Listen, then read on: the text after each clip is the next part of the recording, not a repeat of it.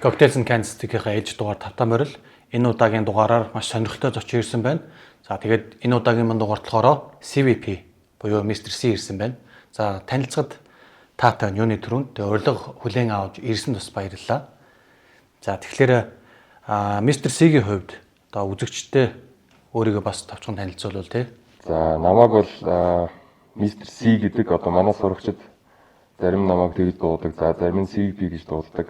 Тэгээд бас миний талаар хамгийн гол одоо ингээд танилцуулах юм бас юу байгаа гэхээр мэдээж масктай ингээд хүн сууж байгаа маань яагаад ингээд сууж байгаа те. Тэгэхээр энэ дээр бол бас энэ зүйл маань юутай холбоотой вэ гэхээр ерөнхийдөө би бас нэг тийм хүний нүдэнд өртөх дургу гэдэг ч юм уу те.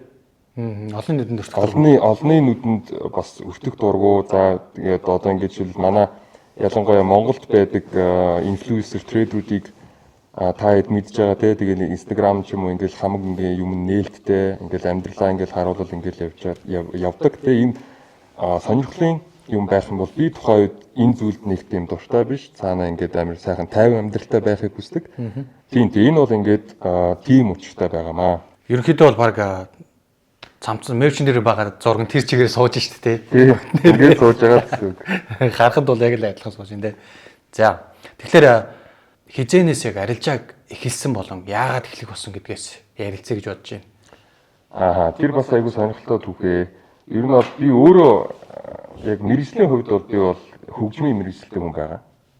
Тэсэндоо юм биш үү? Ер нь бол одоо хийж байгаа зүйлсээс бол тэсэндоо. Яг нь миний хувьд бол эдийн засаг гэдэг зүйл бол бас сонирхолтой байдаг байсан. Банк одоо миний таньдаг хүмүүс, миний найзууд шиг одоо хөгжим сонирхоод ингэ явж байгаа хүмүүсийн хэмжээнд харах юм бол нэг хоёр ажил хийдэг заавал давхар хийдэг байх. Давхар хийдэг, тэгжиж арай гэж нэг ингээд амьдралаа авч явдаг тийм хүмүүс. Би тэрийг угаасаа тухайн үед бол угаасаа хардаг л байсан. Тэгээ одоо ингээд жишээлбэл дөнгөж мэрэгжлээ эзэмшиж явах үед бол би бол өөрийнхөө ирээдүг бол би хардаг л байсан л да. Нэг ийм юм болно гэдэг. Хэрвээ би энэгээрээ цаашаа явах юм бол манай нэг таньдаг хүн ер нь арилжаа гэдэг зүйлийг бол надад танилцуулсан. Нэг тийм байд юм байна. Тэгээ би тухайн үед за юу л болдоо гэж за юу ч гэсэн сонирхоод үзье гэд харсан.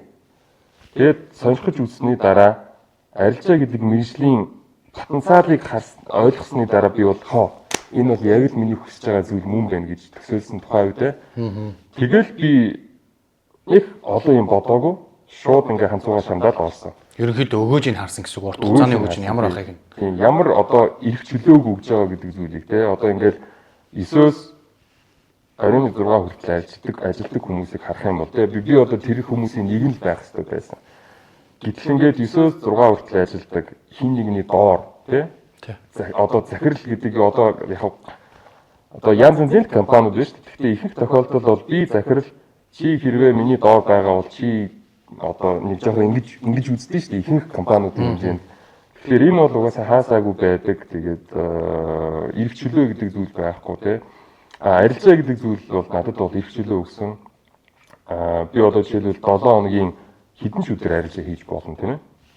Яг тэр бол амар гоё байсан. Тэгээд мэдээж цалингийн хувьд бол одоо арилжаа гэдэг мэргэжил бол байж болох хамгийн өндөр цалингуудын нийгэм тийм ээ. Хамгийн өндөр цалинтай ямар мэргэжлүүд байдаг вэ? Одоо миний дөнгөж саяны хийсэн нийт засварч хуульчууд амар өндөр цалинтай байдаг. Гэвч тэд нар арилжаачийн хүний цалинтай харьцуулаад үзэх юм бол баг нэлээд хойно зогсдог. Тэгэхээр би энэ бүх зүйлийг олж хараад потенциал гэдэг зүйлийг одоо таны хэлснээр өгөөж гэдэг зүйлийг хараад тэгээд энэ яг л миний хийх ёстой зүйл юм байна гэдээ ирэхэд бол тухайн үед бол мэдэж авсан. Сая одоо Mr. C-ийн хувьд тэгж штэ. Их чөлөө гэж байна. Тэнгүүд хоёлаа өмнө бас ярилцж хахад нэг одоо газар бол байдаггүй. Дандаа ингээд аялах маягаар явдаг тий. Тэгэнгүүт ямар оноор одоо аялж тэрний хажуугаар одоо арилж байгаа хийж одоо хүмүүстэй юм цаахан явж байгаа. Одоо жишээ нь аялсан орнууд ямар гой газруудаар аялсан ба ямар боломжийг олгосон талаар ярилцвал. За би нэг амар олон газраар бол яваагүй. Би бол бас ерөнхийдөө ингээд нэг газартаа байх туфтай. Ялангуяа одоо арилжаачийн хүн дөнгөж өөрийнхөө мэргэжлийг эхлүүлж явах үед бол нэг амар ингээд яваад тацаад байдаггүй. Угаасаа full time суудаг. Тийм учраас ерөнхийдөө би Оросд амьдарч байсан. Хонконгод байсан. Хятадд өөр дээр нь бол байсан. За Таиландд байсан, Бали дээр байсан. Тэгээд энэ хамгийн их өнгөрөөсөн цаг хугацаа бол Оросд би бол байсан. Түүнээс хойш ингээд бас 10 жил арилжаа хийж байгаа гэдэг утгаар одоо ингээд ирэх чөлөөтэй болж байгаа байхгүй юу. Одоо ингээд бас л бизнес эрхэлдэг хүмүүс байгаа шүү дээ. Бизнесийг дөнгөж одоо ингээд ямар нэгэн дэлгүүр ангууч хүмүүсэл юу ч гэдэг хамаагүй нэг бизнес эрхэж эхэлж байгаа хүмүүсийн хувьд бол эхэндээ бол амар завгүй байгаа шүү дээ бүгдээрээ тий. Тэгээ сүүлдээ ингээд өөрийнхөө доор ажилчдаа уураад ингээд өөрөөсөө ингээд ажиллаа ингээд хүмүүст тараагаад ирээд өөрөө нэг сулрдаг шүү дээ. Тэгэхээр яг түүнтэй адилхан арилжаачийн хүн бас л нэг 5 жил бол зоолттой суу. Тэгжиж хөрөнгө босно шүү дээ тийм ээ. Тэгжиж ирэх чөлөөнд хүрнэ. Тэгэхээр нэг тиймэрхүү байдалтай байгаа. Одоо бол би яг номад тал руу бол орчихсон. Ингээд цаашаа наашаа ингээд явах. Аялаж явангаа Тийм. ажлаа амжуулаад арилжааг явдаг гэсэн үг тийм. За мистер Сигийн хувьд арилжааны гараа нь эхлэхдээ ямар арга барилаас эхлээд одоо яг хэрэгжилж байгаа арга барил нь ямар арга барил вэ? Зөв. Энэ бас айгүй сонирхолтой асуултын нэг юм тийм ээ. Гэхдээ ер нь бол бас л яг л ихэнх хүмүүс яаж эхэлдэг вэ? Яг түүнээс адилхан л би эхэлж исэн. Мэдээж техникл гээд явж исэн те, техникл арга барил, техникл анализ гээд явж исэн. Тэгээд түүний дараа ерөнхийдөө бол одоогийн байдлаар бол volume trade гэж шилжээд өөрийнхөө арга барилыг бол олоод одоогийн байдлаар бол volume trade гэж явж байгаа. Technical analysis гэхлээр анх эхлэхдээ болохоор зүгээр яг одоо LAN дээрээс эхэлсэн гэсэн үг. Одоо trading view дээр ингээд MT5 дээр анализ хийдэг шиг эхлэн явж исэн гэсэн үг. Тийм, яг л нөгөө л нэг LAN-ууд, нөгөө л нэг паттернууд гэж гурвалжин дөрвөлжин хэлбэр хайгаал. Тэнгүүд footprint-ийг хаанаас олж мэдээд яагаад юу сонгох болсон юм бэ? Техник анализ миний бодлоор энэ бол миний хувийн л бодол. Жохон хоцрогдоод байгаа. Ингээд яг бодоод үзэх юм бол тэ логикийн үүднээс техникл анализ баг 2000-аад онд тэрнээс өмнө ч үүсчихсэн арга барил байгаа байхгүй юу. Тухайн үед техникл анализ үүсэж явах үед хүмүүс ингээ яамн дотор суудаг байсан. Арилжааны биржийн яам гэж байдаг шүү дээ. Ингээд нэг юм дээрээ нэг юм баахан тоонуудтай тэгэл хүмүүс уцаа барайл хөөй хай тэр хувьцаанаас аваар энэ хувьцаанаас аваар баг тэр үед чарт гэдэг зүйл байдаггүй байсан. Тэр үеэс хойш техникл анализ гэж явж байгаа байхгүй юу. Тэгээд мэдээж одоо үед одоо бидний өрсөлдөгчтэй арилжаачийн хүмүүсийн өрсөлдөгч бол маркет мейкерүүд байгаа тийм маркетыг хөдөлгдөг тоглогчд байгаа. Тэр хүмүүстэй харьцуулаад үзэх юм бол техникл анализ бол технологийн хэмжээнд бол амар ингээ хуучирсан зүйл байгаа байхгүй юу. Маркет мейкерүүд ч одоо бүгдээрээ ботуудыг ашигладаг, алгоритмуудыг ашигладаг. Тэрнээс ч гадна одоо AI ашигладаг. AI ашиглаж байгаа, заавал ашиглаж байгаа. Яагаад тэгэхээр тэдний хийгээд байгаа зүйлийг AI-гүйгээр хийх боломжгүй. Миний мэдээллээр надад нэг тийм inside мэдээлэл байдаг. Aladdin гэсэн нэртэй AI байдаг. Тэр нь болохоор BlackRock хэрэглэдэг. Гэхдээ мэдээж энэ зүйлийг бол та интернетээс олоод харъя уншиг гэвэл хизээж мэдээж тэр бол мэдээлэл гарахгүй. Миний inside мэдээлэлээр бол AI Aladdin гэдэг AI байдаг. Тэгээ ихэнх одоо ингээд хувьцаануудын ихэнх зах зээлийг ерөнхийдөө бол AI өдөртөө явж идэг. Яагаад тэгэхээр эдгээр чинь ингээд яг адилхан хөдлөх боломжгүй байхгүй юу? Тэгэхээр маркет мейкерүүд ийм төвшөнд байна. Retail trader-үүд зүгээр нэг юм паттерны хэлбэрт ингээд байгаад байгаа байхгүй юу? Зүгээр ийм гурвалжин ч юм уу ийм дөрвөлжин үүссэн болохоор зах зээл тийшээ явах ёстой гэдэг ингээд бүр ингээд айл дээр үе юм ингээд байгаад байгаа байхгүй. Тэгэхээр би тухайн үед энийг хараад дээрээс нь би өөрөө арилжаа хийсэн одоо win rate-ийг харж байгаа шүү дээ. За тийм. Win rate-ийг харж байгаа. Тэгээд надад бол тухайн үед бол хангалтгүй санагдсан. Иннээс илүү юм байх ёстой гэж би бодоод тэгээд ухаж үтсэн. Өөрөө research хийж үтсэн. Тэгжиж би одоо footprint гэдэг зүйлтэй танилцсан. Тэгжиж volume trade гэдэг зүйлтэй танилцсан. Volume footprint-ийг яг л хамгийн гол зүйл юм байна гэж яагаад бодох вэ? Одоо яг толгойд хүн боддог шүү дээ. Энэ л яг одоо миний барьж авах ёстой зүйл юм байна гэдэг бодлыг одоо тэр яагаад төрөх болсон гэж бодож байна. Тэр нь бол маркет мейкерүүдээс л хамаарч байгаа. Яа тэгэхээр хэрвээ зах зээлийг маркет мейкерүүд хөдөлгдөг бол бид нар бол заавал хөдөлгөж байгаа. Зах зээл өөрөө хизээж санамсгүй байдлаар тэгж хөдөлгөхгүй байхгүй хизээж. Одоо ингээд би бол бас ингээд сурагчдартаа хэлдэг байхгүй.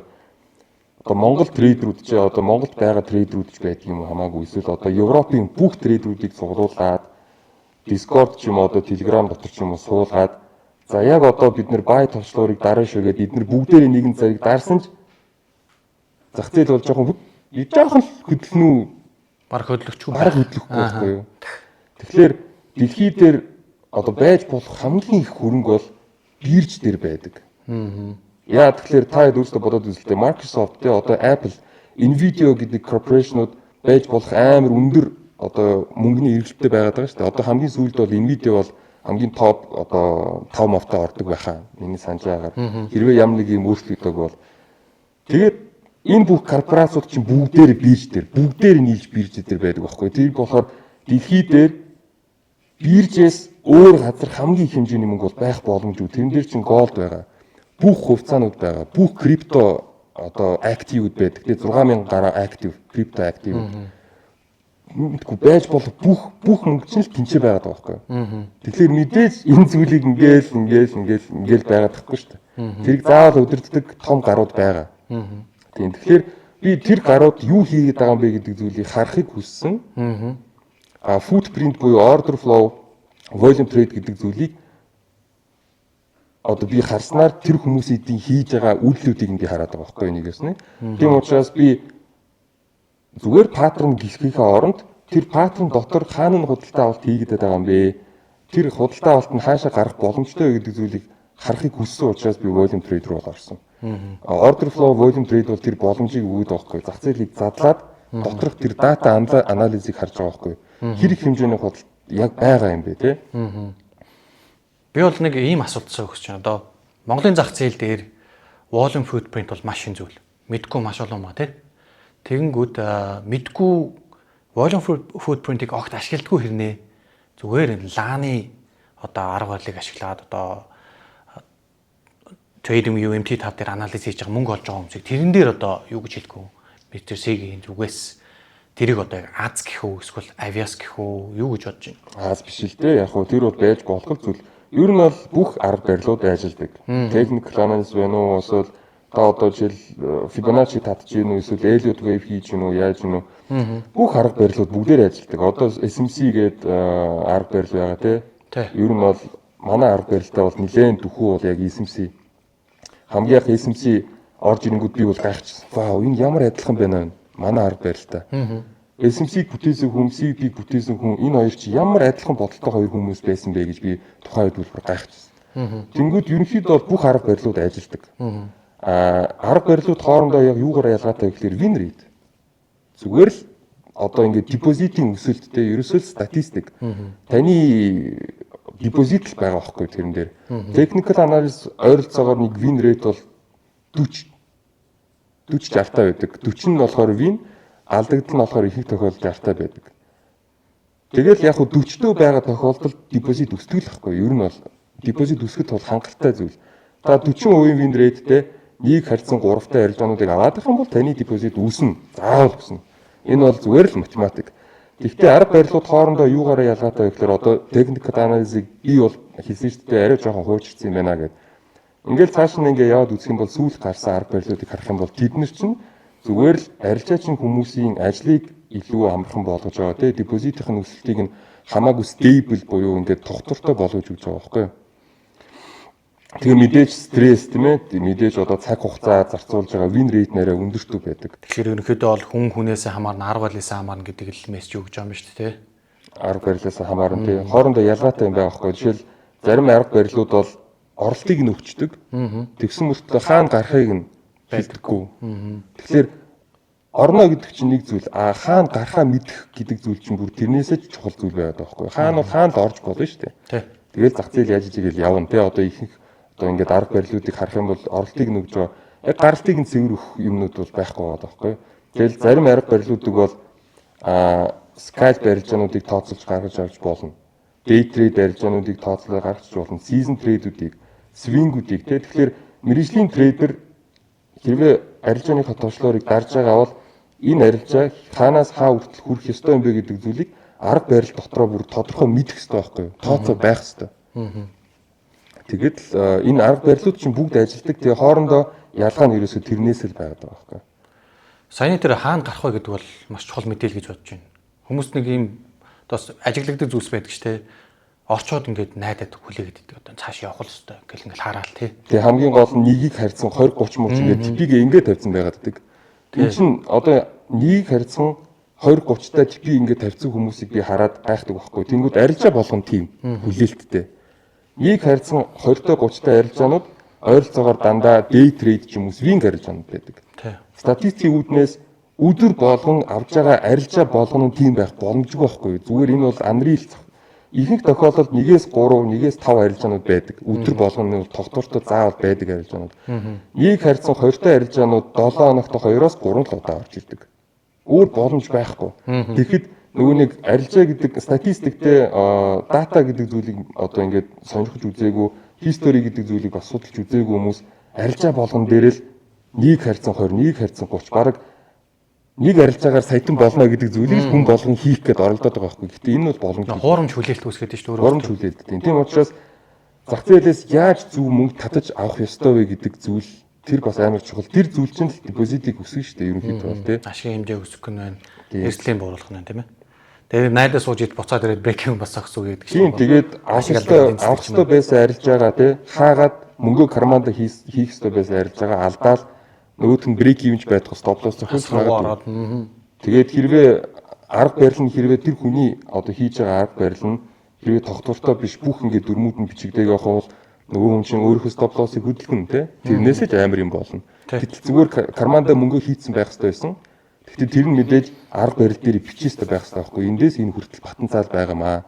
Аль эсвэл жишээлбэл заримдаа ингээд гой потенциалтай арилжааг барихгүйгээр наагур нь тавьчдаг юм байдаг тий. Хаагаал $100-200 хийгээл нөгөө карманда хийждэг. Гэтэл энэ арилжаа хамаагүй өндөр потенциалтай байсан.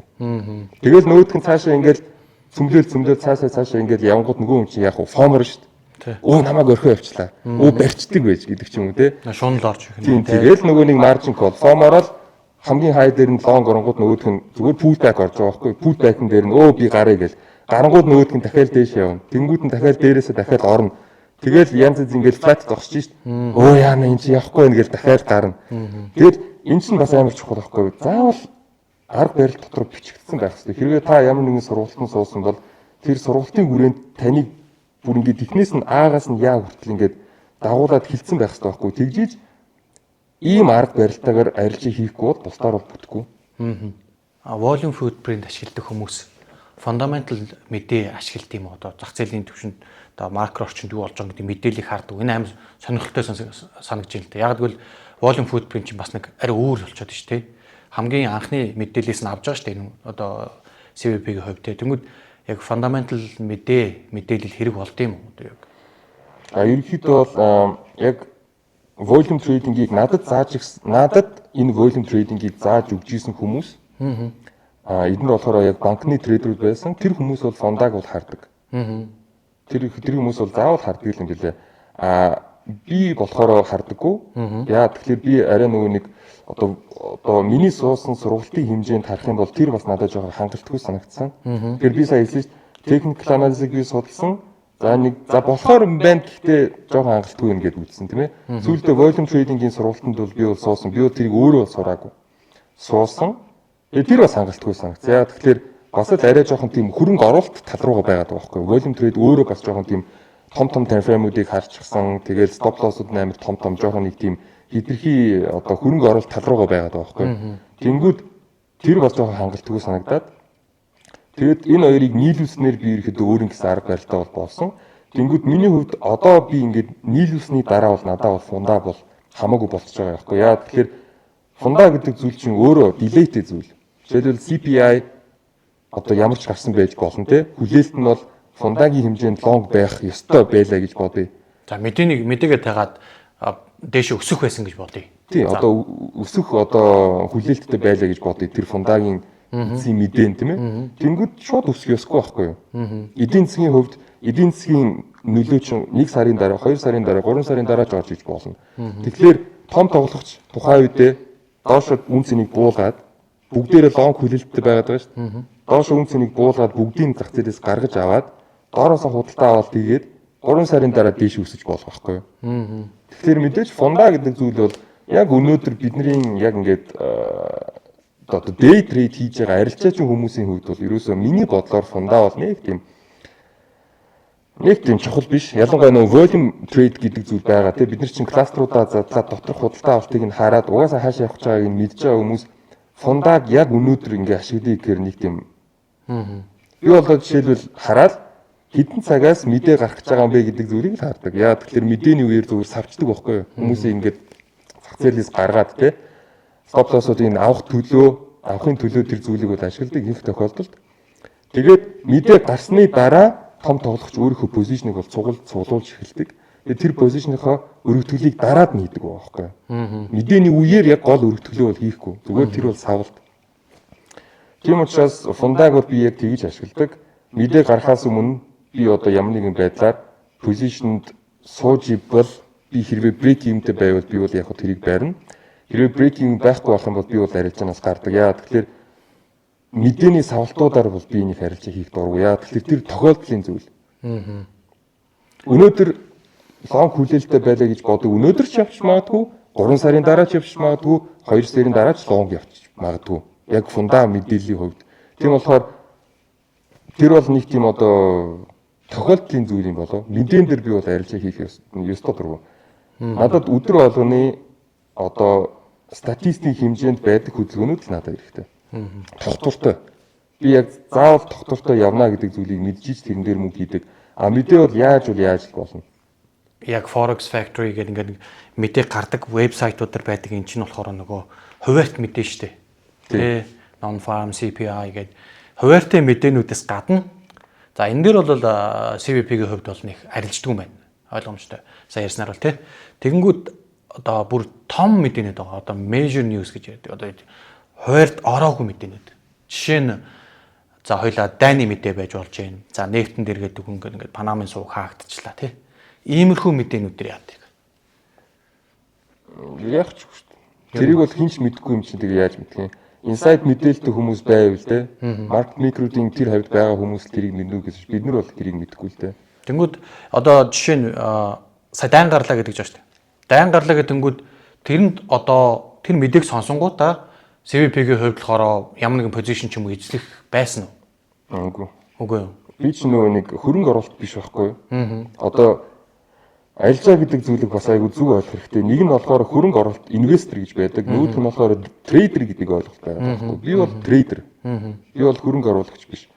Дайны мэдээ ч юм уу эсвэл тийм одоо дахиад нөгөө нэг саний фундаг ярих юм бол тэдний чинь урт хугацааны одоо зүйлүүд байгаад байгаа байхгүй юу? Урт хугацаан дээр хэрвээ мөнгө хийх гэж байгаа бол тэр нь болохоор хөрөнгө оруулагч. Ямар нэгэн компани ч юм уу ингээд хувьцаа ч юм уу эсвэл одоо жишээл дайны мэдээлэлд одоо Панамын сувгийг хаалаа гэх юм бол мэдээж ойл өсөн шүү дээ. Гэтэ тэр ойл чинь хизээ өсөх юм бэ? Яг одоо биш байхгүй. Трейдер хүмүүст бол бараг хэрэггүй зүйл. Тэргээл дагна. Зах зээл хөдөлжил байвал, зах зээлийн хэлбэлцэл байвал би тэр дундаас мөнгө хийгээл сууна. Энэ 8 ч юм байхгүй ерөөхдөө 8 ч. Footprint гэдэг зүйлсийг одоо ямар ч ойлголтгүй юм байж болно шүү дээ. Камераар тий. Тэр хүмүүст маш энгийнээр тайлбарлавал юу гэж тайлбарлах вэ? Туршлагатай хүний хувьд. Footprint-ийг ерөнхийдөө бол яг орчуулад үзэх юм бол хөлний мүр гэдэг байгаа шүү дээ. Foot буюу хөл, print гэвэл мүр те. Яг энэ утгаар нь хэрвээ хэдүүлээ бодоод үзэх юм бол илүү ойлгомжтой байх бах. Тэгэхээр хин нэгний хөлний мүр харагдаад байгаа байхгүй тэрэн дээр. За. Бид нэр candle-ийг задлаад доторх худалдан авалтуудыг нь харж болж байгаа гэдэг утгаар тэр тоглогчтой тэр тоглогчийн хийж байгаа үйлдэлийг харж байна гэдэг чинь тэр хөлний мөрийг нь хараад сууж байгаа гэсэн үг. Том тоглогчтой мөрийг нь харж байна гэсэн үг. Тийм хөлний мөрийг нь дагаад хойноос нь арилжаа хийхин төлөө. Хиний хөлний мөрийг харж байгаа, маркет мейкерийн хөлний мөрийг харж байгаа. Order flow ингээд мэддэг байснаар энгийн одоо чартыг уншсанаас одоо яг ямар зүйл дээр одоо давуу тал нь илэрх үү? Win rate, тэгэнгүүтээ одоо ашигын хэмжээ, алдагдлын хэмжээг яаж хянах боломжтой. Яг хамгийн нэгдүгээр зүг чигээ бол айгүй сайн мэддэг. Тренд гэдэг зүйлийг бол байж болох хамгийн өндөр хэмжээнд ойлгох боломжтой. Нэгдүгээр. Энэ чинь бол хамгийн чухал зүйлүүдийн нэг нь шүү дээ. Long юм short юм. Тэрийг л мэдэж болно. Хамгийн нэгдүгээр зүг чиг маш тодорхой байдаг. Хоёрдугаар оролтын цэг маш тодорхой байдаг. Хамгийн зөв оролтын цэг бол манипуляцны цэг байдаг. Ихэнх хүмүүсийн stop loss авагдаж байгаа үед хэрвээ та орж байгаа бол энэ бол хамгийн байж болох хамгийн зөв цэг. Тэгэхээр тэр газар дээр манипуляцн явагдаад байгаа юм уу? Аль эсвэл доош нь одоо ингээд buy-ийн ингээд stop loss-ууд энэ байлаа гэж бодъё.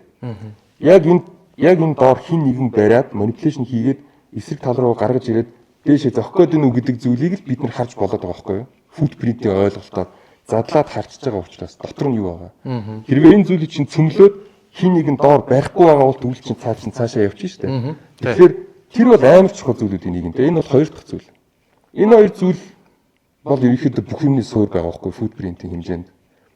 Ихэнх хүмүүс дутагдж байгаа зүйл байхгүй юу? Одоо ихэнх хүмүүс ингээд арилжаа хийгээд хэрвээ ямар нэг юм бүтэхгүй байгаа бол тэгвэл энэ зүйл дутагдаад байгаа байхгүй миний бодлоор. Тийм учраас би одоо энэ volume trade те footprint гэдэг зүйлийг ерөнхийдөө түгээгээд хүмүүстэйгээ хүргээд байгаа байхгүй юу? Энэ зүйл чинь л дутагдаад байна штэ гэд яриад байгаа байхгүй юу ерөнхийдөө. Доошоо цөмрөөд орчих юм уу? Эсвэл тэндээс доор нь одоо авах хүмүүс тосоод байж байгаа юм уу гэдгийг болохоор тоо мэдээлэл дээр хоёлаа ингээд ойлгохгүй байгаа хүмүүстэй тайлбарлая гэвэл жишээ нь одоо доошоо орж ирчээд тэндээс буцаад тосож авах хүмүүс байна гэдгийг тайлбарлаа, тоогоор тайлбарлаа гэж бодъё. Тэнгүүтээ тосож авах хүн байхгүй яг тэр чигээрээ бүр доошоо унчлаа гэдгийг болохоор тоогоор жишээ нь тайлбарлал яаж тайлбарлах вэ? Яг зүгээр бөөгнөрл үүсдэг гэх юм уу? Бөөгнөрл одоо ингээд левелийн доор ингээд хүмүүсийн стоп лосс байгаа газар доошоо орж ирээд хэрвээ хийнийг нь тэрийг барихгүй байх юм бол за мөнгөний бөөгнөрл үүсдэггүй байхгүй юу? Мөнгөний авах сонирхолтой хүн байхгүй гэсэн үг. Тийм авах сонирхолтой хүмүүс байхгүй. Мөнгөний бөөгнөрл гэдэг нь тоогоороо харах юм бол их хэмжээний тоонууд орж ирдэг гэд тайлбарлчих болно. Би болохоор яг тухайн үедээ бол яг тоонуудыг нь би бол хаардаггүй. Анх бол би дөнгөж volume trade-ийг эхэлж явах үед би бол тоог нь хардаг байсан. Одоо үеийн volume trade хөгжсөөр байгаад одоо profile гэдэг зүйл гарч ирээд байгаа байхгүй юу? Profile буюу хэлбэр. Хэлбэр төсвийг нь хараад үнэхээр тэнцээ мөнгөний бөөгнөрл үүсээд байна уу те? Үгүй ээ нүг гэдгийг харна. Хэрвээ мөнгөний бөөгнөрл үүсээд ингээд томроод ингээд орж ирээд нөгөө тийшин зохилд ороод ирэх юм бол тэрийг л бид нар юусэн хардаг байхгүй. Тэрийг тоогоор харж болно. Эсвэл тооны хэлбэрээр харж болно. Профайлын хэлбэрээс те. За. Доор нь хэрвээ авах захиалга ингэж бөөгнөрөөгөө байвал тэгэл доошоо нь унах нэ л гэж харах уу? Тийм, ерөнхийдөө зах зээл ингэж хөдөлдөг байгаа. Зах зээлийн хэмжээнд depth of market гэдэг ойлголт байдаг. Одоо ингээд price value гэж бодъё. 1545 гэдэг ч юм уу price value гэж бодъё. Ингээд price байдаг шүү дээ чартн дээр. Тэнгүүд энэ price-ны дээр, энэ price-ын дээр limit order-ууд байдаг. Дээр нь буюу доор нь limit order-ууд. Энэ limit order-ууд яадаг вэ гэхээр зах зээлийг барих чадвартай. Тэгэхээр ямар хин нэгний limit order одоо таны stop loss байна уу эсвэл market making iceberg order байна уу зах зээлийг зогсоох чадвартай байдаг. Зах зээл дээр өөр ямар ордер байдаг вэ гэхээр market order гэдэг зүйл байдаг. Market order юу хийж чаддаг вэ гэхээр зах зээлийг хөдлөгдөг. Нөгөө нэг limit ордеруудыг чинь идээд зах зээлийг дээш нь ч юм уу доош нь хөдлөх чадвартай байдаг байхгүй. Тэгэхээр зах зээл дээр ерөнхийдөө бол хоёр ордер байдаг. Нэг нь болохоор limit order, нөгөөх нь болохоор market order. Тэгэхээр market order-ууд хэрвээ зах зээлийг хөдлөгдөг бол limit order тэгвэл зах зээлийг барьдаг юм байна тийм ээ. Одоо жишээлбэл энэний доор энэ левелийн доор одоо 10,000 лотын limit order байлаа гэж бодъё. За энэ үннээс бол би авъя тий. Энэ үннээс бол би ингээд маш их 10,000 лот худалдаж амаар байна гэсэн захиалга байх юм ш тийм үү? Тийм, limit order. Хин нэгэн энэчээ захиалга өгсөн тий. Энэ 1500 байлаа гэх юм бол 1548 дээр 1490 одоо 5 мав дээр ч юм уу тий жишээлбэл тоогоор явах юм бол хин нэгэн өөрийнхөө limit order-ыг тавьсан байх хэрэгтэй байхгүй юу? Тэгжиж доош орж ирэхдээ нөгөөт рүү чинь тулаад мөнгөний бөөгнөрл үүсээд тэгээ дээш нь үсрээд нөгөө нэг маркет ордеруудыг чинь дээш нь үсрээд түлхчих юм бол нөгөөд нь зах зээлийн цааш явах боломжтой байдаг. Хэрвээ хин нэгэн энэ доор барихгүй байх юм бол цөмрөөл авчихна гэсэн үг. Тэгэхээр энийг л бид нар footprint буюу order flow-оор хараад байгаа байхгүй юу? Limit order байна уу үгүй гэдгийг. Зарим үед бол бүр за ингээд ороод ирдэм байж те. Сайн ярьснаар тэнгууд зарим үед бол бүр доош нь зарах захиалгач гэсэн тавьчихсан байгаа шүү дээ те. Fixed volume range, session volume гэдэг ингээд нөгөө одоо хоёулын сая яриад байгаа volume-нуудыг харуулдаг индикаторууд trading view дээр байж байгаа тий. Тэрнээс за яг ялгаа нь болохоор яах вэ? Тэрнээс ялгаа нь гэвэл ерөнхийдөө бол trading view дээр байгаа volumeтэй холбоотой датанууд байна шүү дээ. Profile. Тэгээ профайлтай холбоотой датанууд нэгдүгээрт бол яг зөв 100% бол үзүүлдэггүй. Жишээлбэл мэргэжлийн одоо миний ашигладаг платформыг аваад тэр платформ дээр дандаа дата гэдэг зүйлийг худалдаж авдаг байхгүй. Тэр тоо дата статистикийг заавал худалдаж авч иж тэрийг хардаг болж таарад байгаа байхгүй. За. Тэгэхээр тэрийг хэн ашигладаг вэ гэхээр ихэнхдээ банк эсвэл одоо том фандууд ашигладаг. Тэдний хувьд бол энэ дата гэдэг зүйлийг заавал худалдаж авдаг байхгүй. Тэнгүүд трейдинг view чи өөрөө үнэгүй. А нөгөө датаг заавал худалдаж авах хэрэгтэй байдаг байхгүй. Тэгэхээр энэ хоёрын хооронд ингээ авах юм бол TradingView-ийн дата ихэнх тохиолдолд жоохон худлаа үзүүлдэг гэх юм уу? Одоо TradingView дээр бид нар профайл татаад үзэх юм бол цөмөн нэг газараа байдаг ч юм уу. А яг жинхэнэ датаг аваад мөнгө төлбөрийг нь төлөөд харах юм бол арай өөр байдаг байхгүй юу? Зөв. Энэ бол нэгдүгээр. Хоёрдугаар TradingView дээр хизээж бид нар кэндлийг задлж харна гэсэн ойлголт байдаггүй. Тэрэн дээр нэг миний мэдж байгаагаар бол TradingView дээр сүүлд нэг юм footprint-ийн ганц хоёр индикатор орж ирсэн. Бас нэг тоомоо харуулдаг. Тийм, лагийн задлаа тоогоор харуулдаг шүү. Тийм. Тэрийг би өөрийнхөө платформтой харьцуулаад үзэхээр энэ ч байгаа тоонууд худлаа байгаа байхгүй юу? Минийхтэй таарахгүй. TradingView их худлаа байна гэсэн үг. Таарахгүй байсан тийм. Тэгээд дээрэс нь яг хөө тэрийг TradingView дээр байгаа footprint-ийн ч юм уу индикаторуудыг ашиглаад үзье юм бол цааш нааш хөдлөж үзэж болохгүй, зүгээр тооноос өөр юм ирэхээ байхгүй. Одоо профайл руу шилжилийг гэвэл байхгүй, Instagram руу шилжилийг байхгүй те. Тэгээд одоо худалдаж авсан арилжааны тоог харъя гээд ерөөсөй байхгүй. Зүгээр нэг тоонууд тэгээд тэр нь заримдаа худлаа, заримдаа үнэн.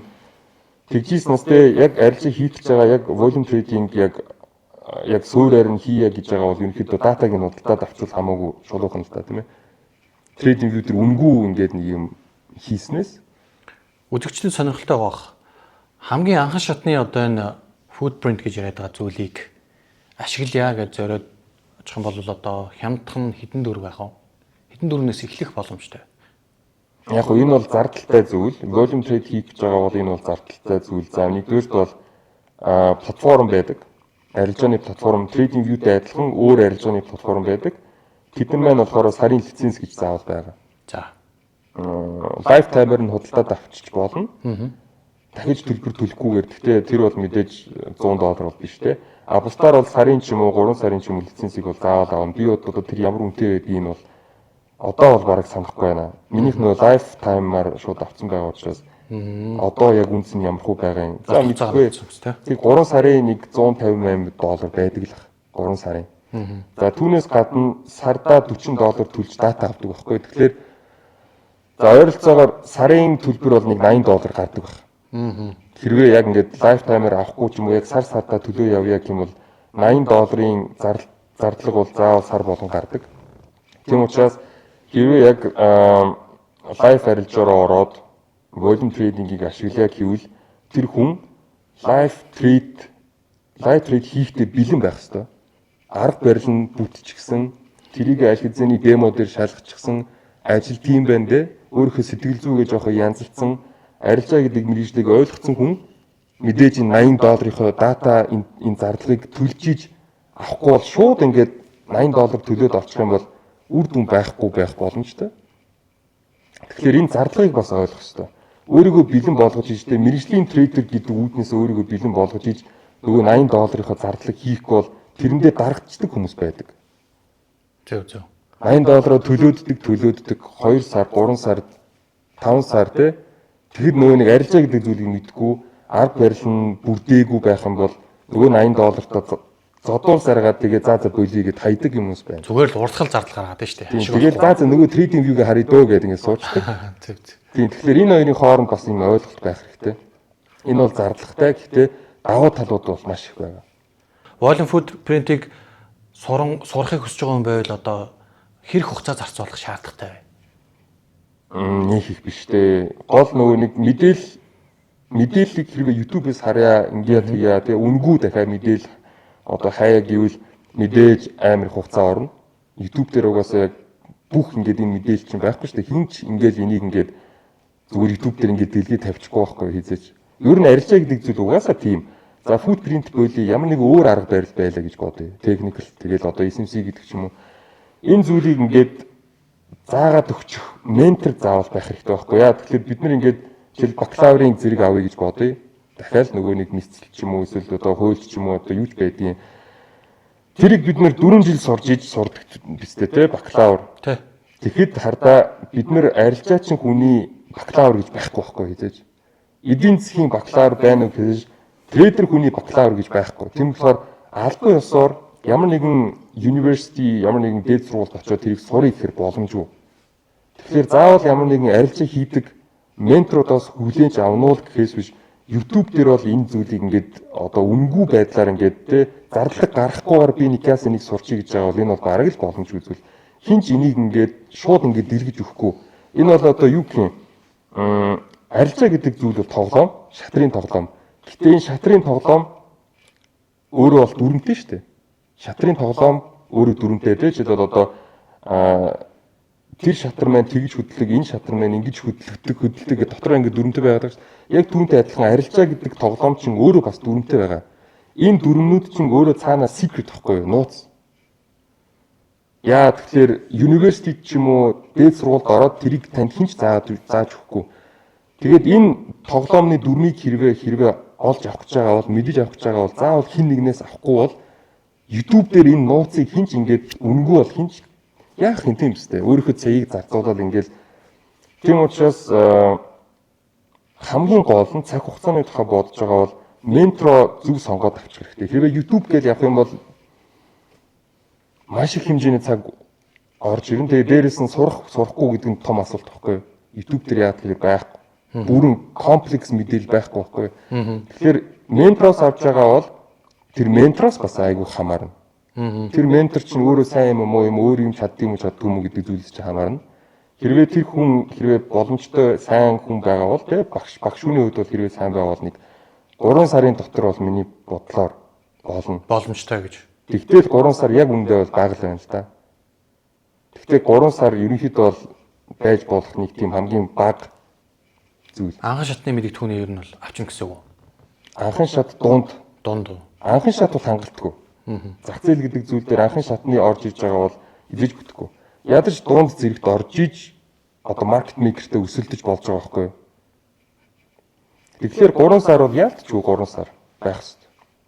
Гэхдээ 3 сар бодоод үзэлт энэ бол амар зөөн байхгүй юу? Яг 4 жилийн бакалавртай харьцуулаад үзэх юм бол 3 сар бол амар зөөн. Тэгээ хүмүүс бас тэрийг ойлгохгүй байхгүй юу? 3 сарын сургалт гэхээр 3 сар яана бүхэл бүтэн 3 сар би нэг сарын дотор гяс нэг сураад тэгээ маргааш нь шууд саятан болчмоор байна гэж байдаг хүмүүс байгаа байхгүй маш их хэмжээний тийм хүмүүс байна. Тийм болохоор нөгөө нэг 3 сарын сургалт гэхээр ингээл 3 сарын яана гээл те би завгүй байгаад идэг.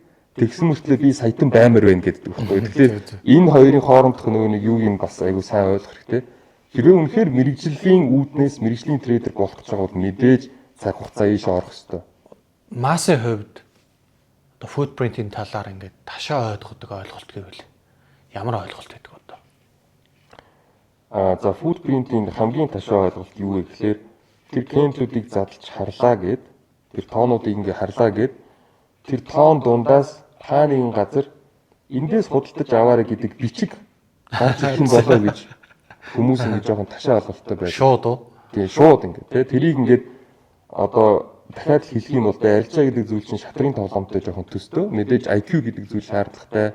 Мэдээж энэ бүх зүйлийг чинь бид нэр тооцоолох ёстой, ойлгох ёстой. Одоо цагаан хар хоёр ингээ нүүдлээ хийгээд байгаа шүү дээ. Энэ хоёр чи яаж нүүдлээ хийгээд байна? Ингэсэн тохиолдолд хэн хашигдаад байна? Хэн яах хожигдох гээд байна гэдэг зүйлийг оюун ухааны үүднээс тэр чинь боловсруулаад гаргаж ирээд бооцоо тавих хэрэгтэй байхгүй юу? Арилжаа чинь хүн. Тэгэхээр footprint-ийг харснаар тэр оюун ухааны үйл ажиллагаа хэрэггүй болцдог юм шиг боддог. Нэг хааны газар бичиг гар эндээс одоо press log гэдэг нэг тийм бичиг гарч ирэх юм болоо гэж хүмүүс хардаг. Гэхдээ тэр нь болохоор бүр ингээд шууд утгаараа бол бидээж биш л дээ. Бид нар тэр зүйлийг нь харлаа гэд тийм шууд утгаараа бас байж болохгүй. Хамгийн ташаа ойлголт бол тэр. Тэнгүүдээ эндээс худалдаж ав гэсэн бичиг, энэ дээрээ зар гэсэн бичиг гарч ирэх юм болов гэж заримдаа андуурдаг. Мэдээлэл боловсруулах шаардлагагүйгээр шууд л одоо buy sell гэдэг тийм сигнал маягийн гарч ирнэ гэж бодоод байна шүү дээ. Footprint бол яг зүгээр нэмэлт дата аахгүй. Одоо жишээлбэл одоо энгийн retail trader-уудыг аваад үзэх юм бол trading view дээр суудаг энгийн retail trader-уудыг аваад үзэх юм бол бид нэг бас дата харж байгаа байхгүй юу? Ямар дата харж байгаа вэ гэхээр open, close, high, low гэсэн 4 дата байгаад байгаа байхгүй юу? Бас л дата биз дээ тийм ээ. Энэ датануудыг хараад одоо ингээд 4 дататай candle байлаа гэж бодъё. Түрүүчийн candle бас л 4 дататай явж байгаа байхгүй. Тэгээ энэ 4 датаг хооронд нь харьцуулаад эцсийн байдлаар таам гаргаад байна шүү дээ. Footprint order flow хийж байгаа хүмүүс чинь дахиад нэмэлт 8 дата гарч ирж байгаа байхгүй юу? Delta орж ирж байна. Босоо delta хэвдээ Delta. За дээрэс нь босоо volume histogram хэвдээ volume histogram гэдэг дөрөв орж иж байгаа. Дээрэс нь профилийн үүднээс бид нар хараад байгаа байхгүй тэр мөнгө маань хаана цугларсан байгаа. Delta бас хаана цугларсан байгаа гэдэг нөө нэмэлт дата гарч иж байгаа байхгүй. Тэгэхээр нөө footprint ашигладаг хүмүүс чинь 8-аас 10 ширхэг дата харьцуулж эцсийн байдлаар там гаргаж байгаа бол энгийн трейдерүүд чинь дөрвөн дата харж там гаргаж байгаа байхгүй. Тэгэхээр илүү их хэмжээний мэдээлэлтэй хүмүүс илүү цэвэр илүү оновчтой там гаргах нь бол ойлгомжтой шүү дээ тийм ээ. Тэгэхээр тийм бас байна. Ер нь бол маш том ойлголт юм байна footprint. Одоо миний зүгээс ойлгож байгаа бол тийм ээ. Тэгэхээр сурах зүйл бол их хэл юм байна гэж ойлголоо. За манай подкастын дугаар энд хүрээд түр завсарлаж байна. Удахгүй хэрэг уулзцгаая.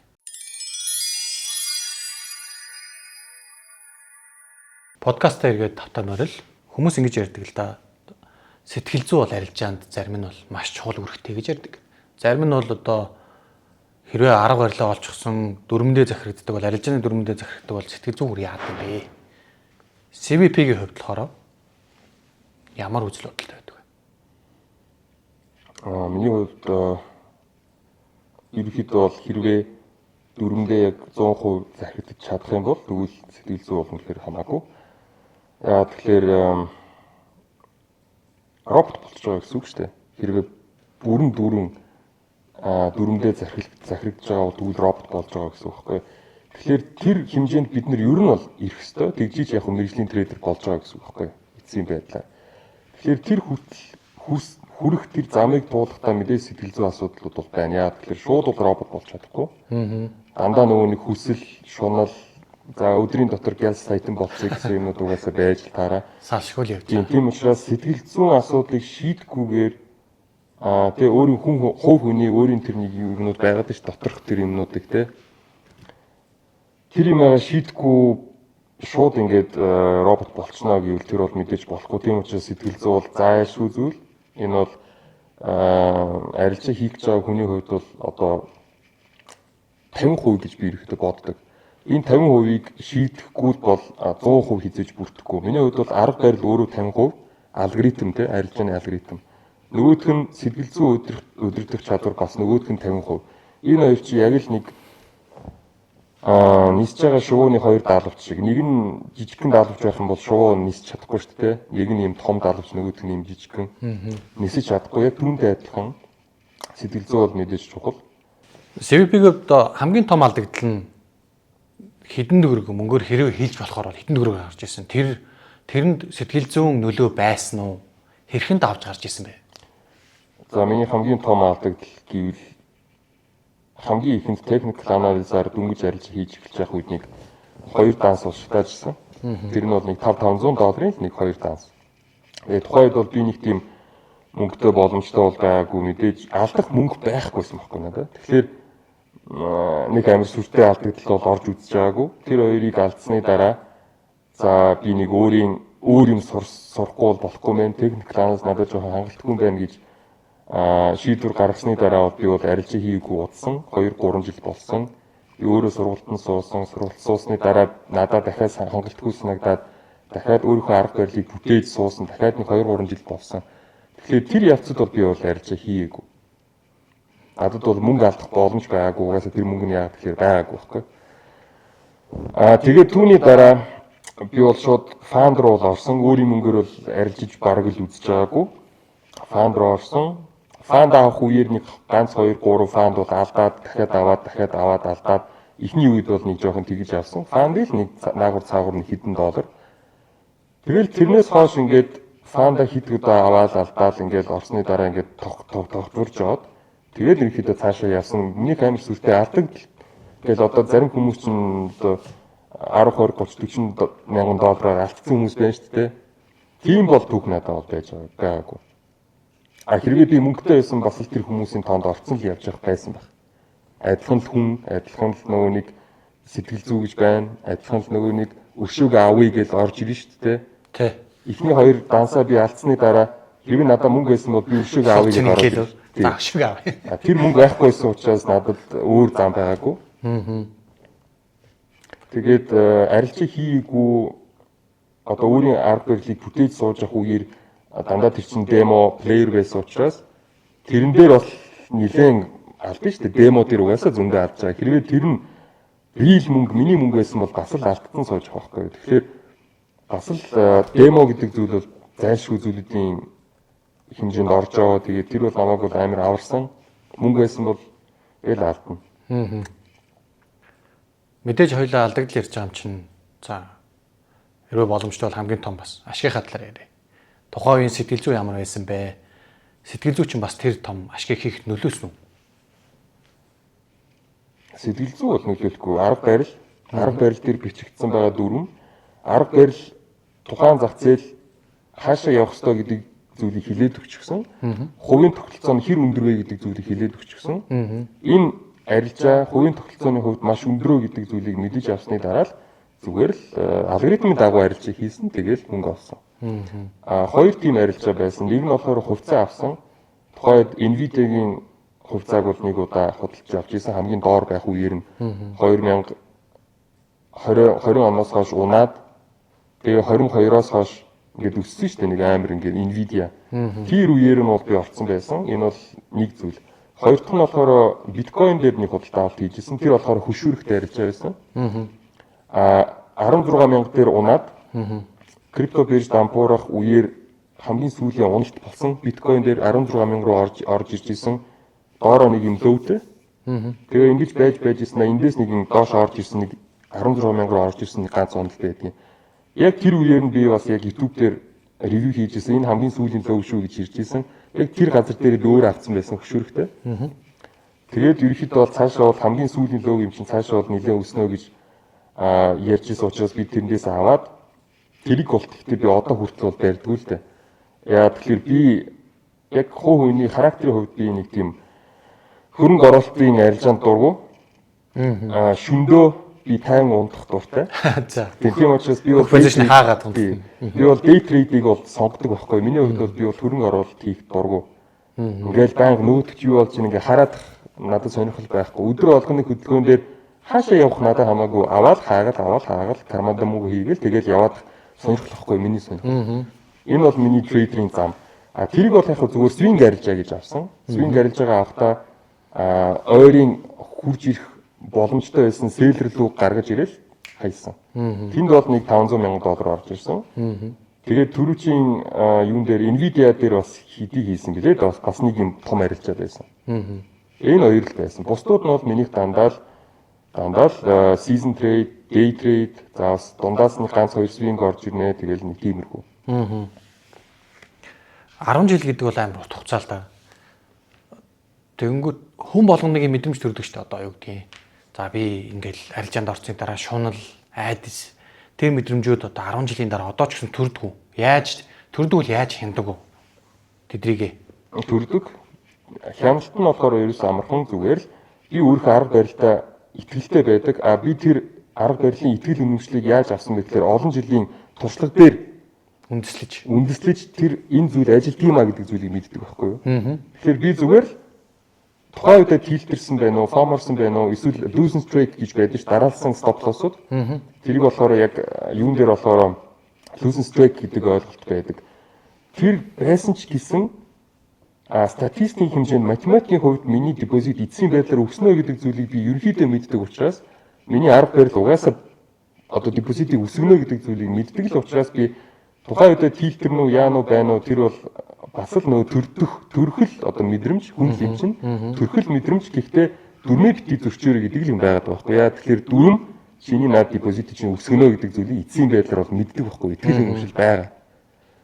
Тийм учраас энэ хоёр зүйл чинь бие бинийгээ ингэж бол ингээд одоо баланстай болгодог гэх юм уу? Практик мэдээлэл авчихсан учраас ажиллана гэдгийг мэддэг. Тийм л учраас тэрэн дээрээ л ажилладаг гэсэн үг юм байна. Тий, одоо тийм учраас одоо манаас сургалтанд суусан хүмүүсийг би бас хэлдэг байхгүй. Таад одоо манаас сургалтын хэмжээнд 3 сарын дотор мэдээлэл авсан. Энэ бол зүгээр л таад мэдээлэл авч байгаа байхгүй. Энэ мэдээллийг таад өөрийн болгож авах хэрэгтэй. Тэгэхээр миний 3 жилийн дотор бүтээж авсан зүйлийг 3 сарын дотор ингээд сквиз хийгээд авчлаа гэдэг чинь болчихж байгаа зүйл биш байхгүй. Заавал өөрийн болгож авах хэрэгтэй. Заавал энэ арга барил чи ажилт юм а гэдэг зүйлийг итгэл үнэмшлийн хувьд мэдсэн байх хэрэгтэй байхгүй тэр хүн. Тэрийг бол хоёрхан аргаар мэдэх авах боломжтой. Нэг нь болохоор шууд лайв арилжаар ороод өөрийн алдагдал дээр тэрийг мэдэх, ойлгож авах. Альсвал би болохоор юу гэж зөвлөдөг вэ гэхээр демо. Демо дээр угаасаа тэрийг туушчих. Угаасаа ажилтгийн мэнэ гэдэг зүйлийг демо дээр мэдээд авчих. Тэгжиж лайв арилжаар орохгүй бол тэгэхээр яг энэ хоёр аль нь ч байж болно. Хүн өөрөө сонгоно те. Өөрийн алдагдлыг тэрийг ойлгож авах уу? Альсвал демо дээр тэрийг тушаад зүгээр ойлгож авах уу? Тэнгүүд саяны ярианаас миний ойлгосон зүйл болохоор демо бол хэрэгтэй юм байна. Демо арилжаа тий. Зайлшгүй зүйл. Зайлшгүй зүйл гэж ойлголоо. За тэгвэл back test-ийн хувьд тэр чинь тэгэл өөрөө л демо шүү дээ. бас хэрэгтэй л гэж бодож байгаа. Маш хэрэгтэй. Заавал энэ бол тэгэл нөөний демо арилжаа back test гэдэг чинь тухайн арга барилыг стратегийг тестэлж байгаа. Тэрийг тестлэхдээ заавал history дээр тестлэн. Тий. Демо бол forward буюу одоогийн явж байгаа тестлээд байгаа шүү дээ. Болцсон үйл явдал дээр л бид нэр шалгаад байгаа байхгүй юу? Энэ хэрвээ энэ чинь ажиллаж байгаа бол энэ чинь бас ажиллана шүү дээ. Яг тэгэхээр арга барил болгон давтамж дээр тогтоод байгаа байхгүй юу? Тэ? Одоо эсэмсийг жишээл аваад үзье л да. Ингэсэн байж ич энийг бид нэр fair value gap гэж нэрлэдэг гэдэг энэ чинь паттерн байхгүй юу? Ерөнхийдөө бол давтамж байхгүй юу?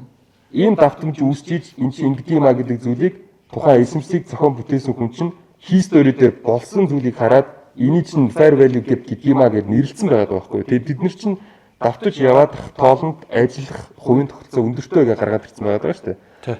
Яг түүнтэй адилхан technical analysis бас л адилхан. Technical analysis-ийн паттернууд бас л давтамж. Тэгэхээр эдгээр чинь бүгдээрээ л угаасаа back test. Хуучин юм дээр бид нар шалгачихсан урд нь хэрвээ ингэж байгаа ингэсэн тохиолдолд өндөр хувийн тогтолцоотой гэд өгчөж байгаа бол тэр чинь тэгэл тийм учраас энэ бол демо, энэ бол back test, энийг бол яаж нэрлэж болно. Энэ бол угаасаа зайлшгүй зүйл. Аль хэзээний трейдер болцсон хүний хувьд бол энэ бол шаардлагагүй. Би бол заримдаа яг хуу демор бол ордог. Хизээ ордог вэ гэхээр урт хугацаанд арилжаа хийгээгүй амарцсан үед би өөрөө жоохон халах хэрэгтэй байна. Өөрөө халаана гэдэг тий. Тэгээ нөгөө нэг хуучин юм аа, хуучин мэдрэмжээ орж ирээд шууд ингээд 2-3 сар амарчаад шууд арилжаа орох юм бол алгадуулж шууд яг ингээд тийм. Тийм учраас өөрийгөө жоохон халаагаад демо дээр нэг жоохон алдагдал аваад нэг жоохон ингээд хуучин төрлийнхаа ойлголтыг буцан сэргийн авж ижил лайв руу дахиж орж байгаа байхгүй. Тэгэхээр би бол хувьдаа тэгж ашигладаг. Дөнгөж арилжаа хийж эхэлж байгаа хүний хувьд бол угаасаа зайлшгүй зүйл. Наа ч бол маш гоё мессеж болсон гэж бодож байна. Халах гэдэг одоо тий. Бие бэлтгэн нь шүү дээ.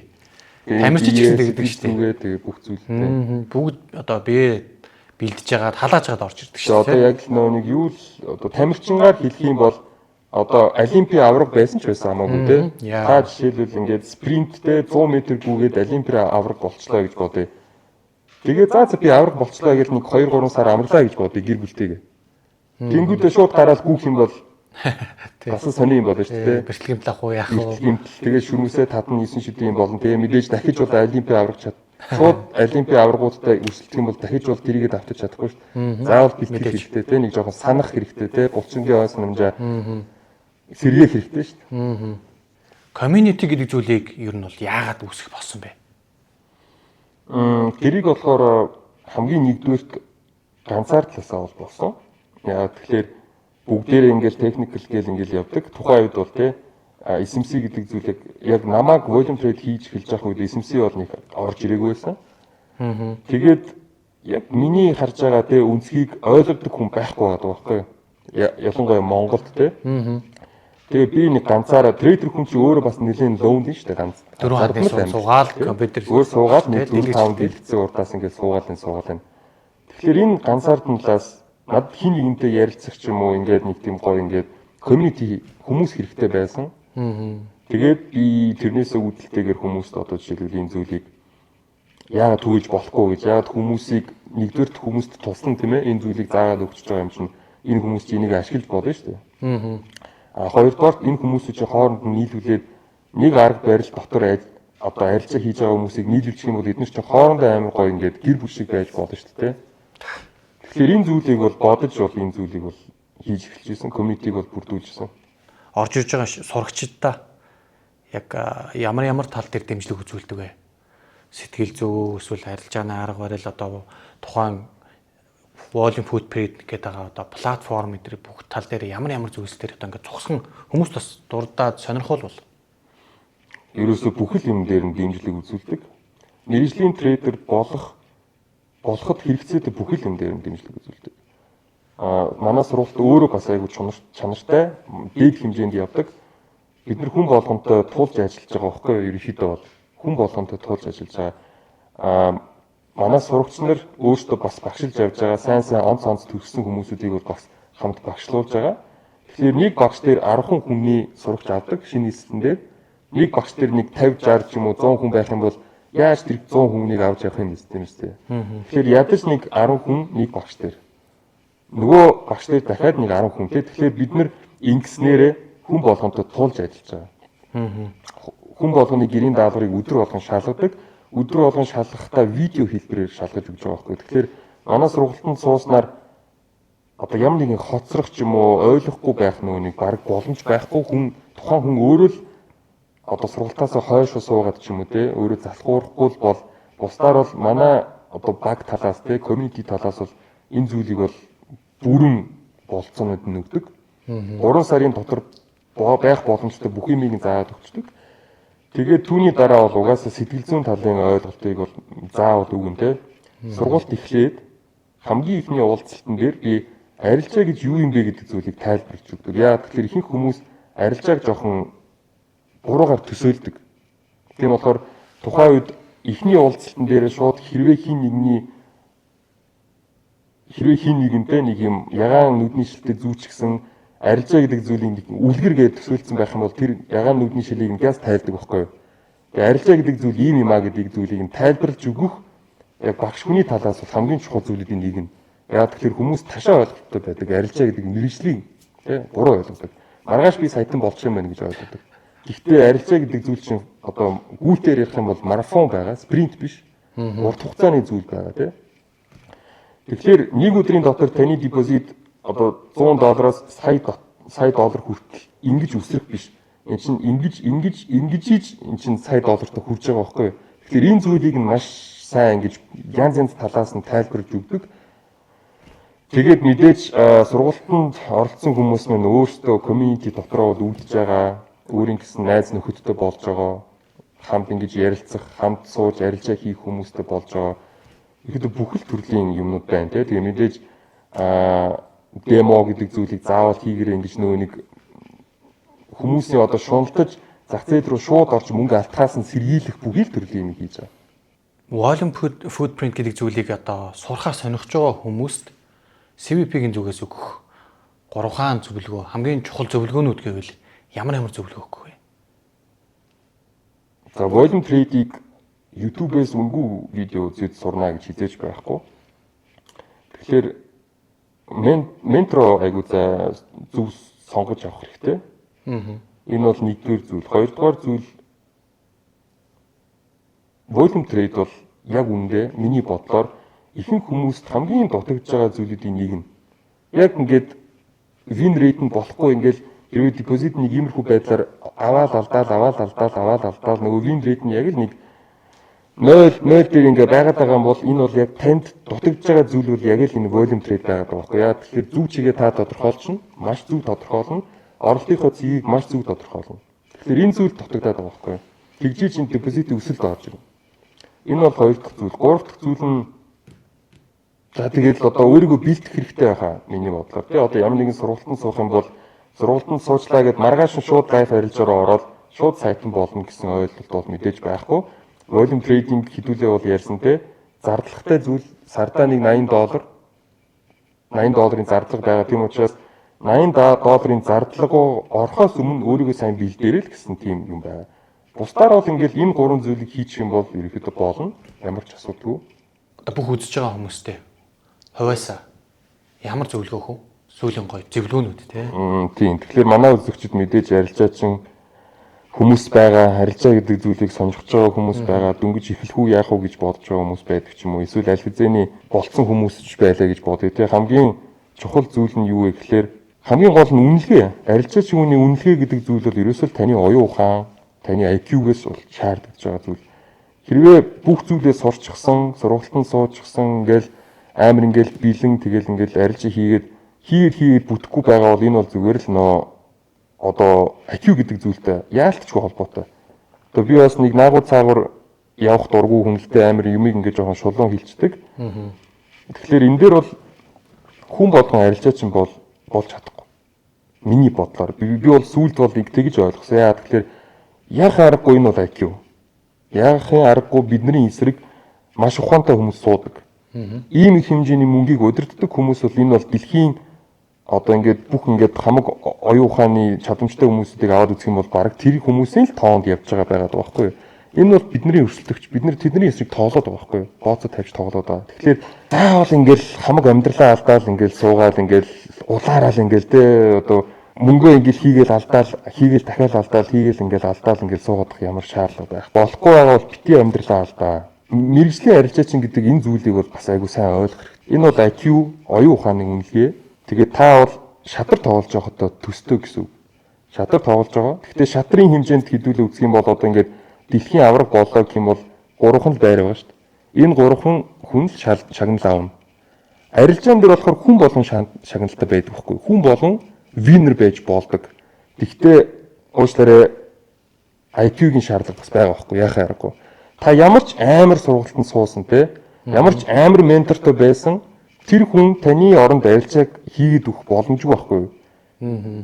Та өөрийнхөө депозитор өөрийнхөө үйлдэлээр өөрийнхөө одоо сэтгэл зүйн удирдлагаар өөрийнхөө одоо тэр тооцоо гаргаад байгаа шүү дээ. Таамаг хэрэг гаргаж байгаа бол таамаг гэдэг зүйл чинь өөрөө тооцоо байгаад байгаа байхгүй юу? Энэ зүйлийг заавал оюун ухааны одоо оролцоотойгоор хийх хэрэгтэй байгаа байхгүй юу? Тэгэхээр яхаа аргагүй энэ бол тоглоом. Яхаа аргагүй оюун ухааны сэтгэл зүйн тоглоом. XM-ийн зүгээс урилгын маань хүлээж авч ирсэн бас талархаад цагаан бэлэг бэлдсэн байна. За баярлалаа. За тэгээд цаашдаа олон зүйл дээр хамтран ажиллана гэдэгт итгэж байна. Гой дугаар болсон байх гэж би бас найдаж байна. Удахгүй дараагийн дугаараа эргэн уулзцгаая.